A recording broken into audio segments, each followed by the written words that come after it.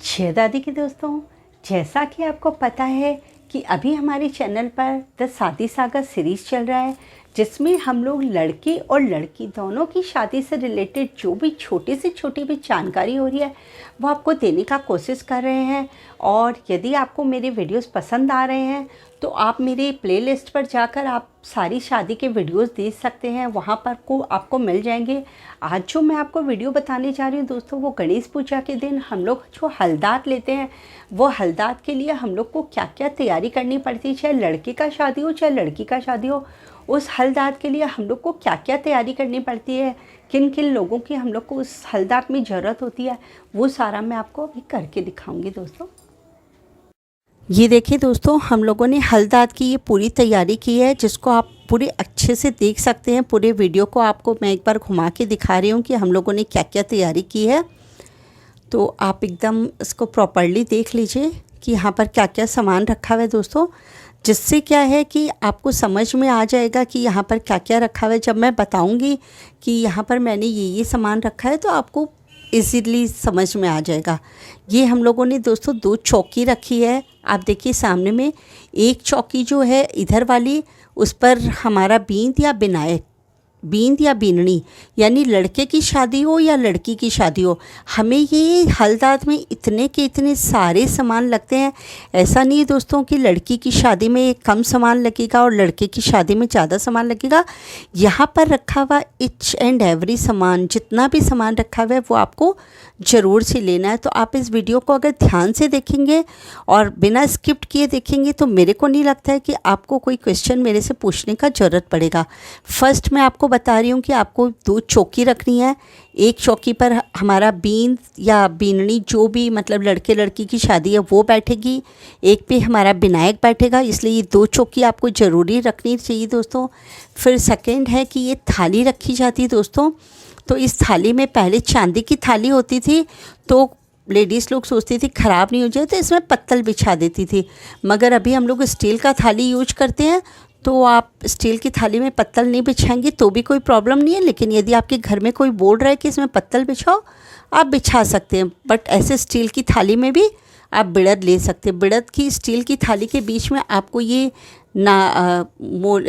जो होता है सुपारी होती है, उसमें से आपको गणेश जी बनाना पड़ता है दोस्तों। ये नमक की डली आपको रखनी पड़ती है, कोयला रखना पड़ता है, ताला चाबी रखना पड़ता है दोस्तों। इस बिड़द को चिरचने के लिए आपको रोली और चावल यहाँ पर अलग से रखना पड़ता है दोस्तों। और ये आपके घर में अगर इस तरह टोपिया में बिड़द ली जाती है, हाथ ख़राब हो जाता है, इसलिए आप टोपिया में भी रख सकते हैं, लेकिन मैंने इस तरह से कोन में 1 2 3 4 5 6 7 8 कोन बनाए हैं दोस्तों। 8 कोन क्यों बनाए हैं कि कई लोगों को ये कन्फ्यूज़न रहता है कि दूल्हा या दुल्हन को लेकर 7 लोग बिड़द करेंगे या 7 औरतें बैठेगी और एक दूल्हा दुल्हन अलग होगा। तो ये कन्फ्यूज़न आप पहले क्लियर कर लीजिए दोस्तों कि दूल्हा और दुल्हन 7 सुहागनों में नहीं गिने जाते हैं, क्योंकि 7 सुहागने जो भी दुल्हन की शादी है दूल्हे की शादी है वो लोग कंवारे होते हैं, तो इसलिए वो लोग सुहागन में नहीं गिनी जाएगी। तो एक होगा दूल्हे के लिए या दुल्हन के लिए, और ये 7 सुहागनों के लिए। इसको हम लोग कैंची की सहायता से काट के और फिर कैंची की सहायता से काटेंगे दोस्तों, और फिर इस थाली के ऊपर हम लोग मंगोड़ी बनाएंगे।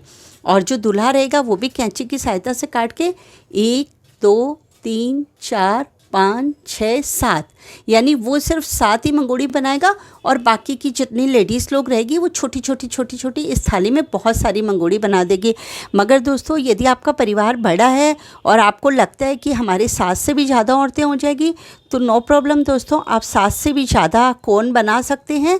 और एक और एक्स्ट्रा थाली, बस उसमें वो कोयला ये सब नहीं रखा रहेगा, आप एक और एक्स्ट्रा थाली रखकर और उसमें वो मंगोड़ी मतलब बनवा सकते हैं। ऐसा कुछ नहीं है कि आप नहीं बनवा सकते हैं।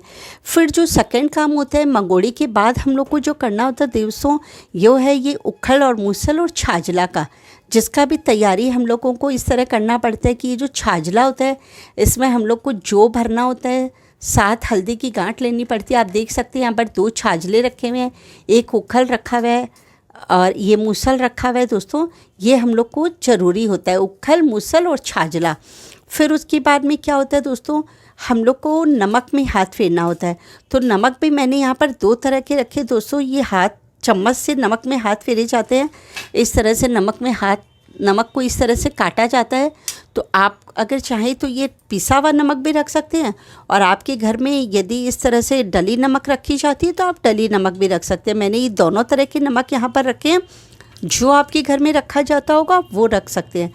उसके बाद दोस्तों क्या होता है, जब इतना सब कुछ हो जाएगा और ये नथ और ओढ़ना जो दूल्हे की या दुल्हन की माँ रहेगी उसको ज़रूरी होता है पहनना। दोस्तों मैं अपने हर वीडियो में बताती हूँ, फिर भी वापस से बता रही हूँ कि नथ और ओढ़ना दूल्हे दुल्हन की माँ को पहन के बैठना ज़रूरी होता है। फिर जब ये सारा काम हो जाएगा दोस्तों, तब क्या होता है कि जो दूल्हा होता है या दुल्हन होती है, वो सभी औरतों को, दूल्हा या दुल्हन जो भी होता है दोस्तों, वो 7 लेडीज़ लोग को क्या होता है कि मीठा कुछ हाथ में देता है।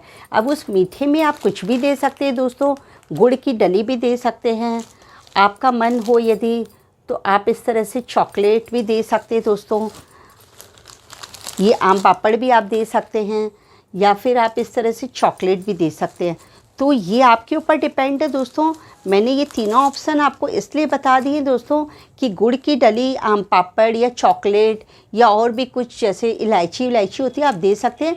गुड़ की डली पहले लोग देते थे, मगर अभी क्या होती है औरतें लेकर नहीं जाती है, वहीं छोड़ जाती है और वैसे करती है। इसलिए हम लोग अगर ये आम पापड़, चॉकलेट ये सब देते हैं तो फिर सब लोग लेके जाते हैं। तो ये है भी हम लोगों को साथ हम लोग को तैयार करना पड़ता है, यानी सास सुहागन को देना पड़ता है।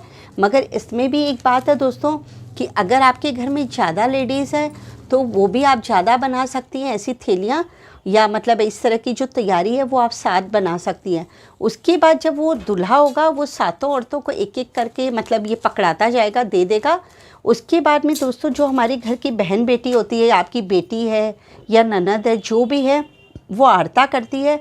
तो आरता की थाली हम लोग को तैयार करनी पड़ती है दोस्तों।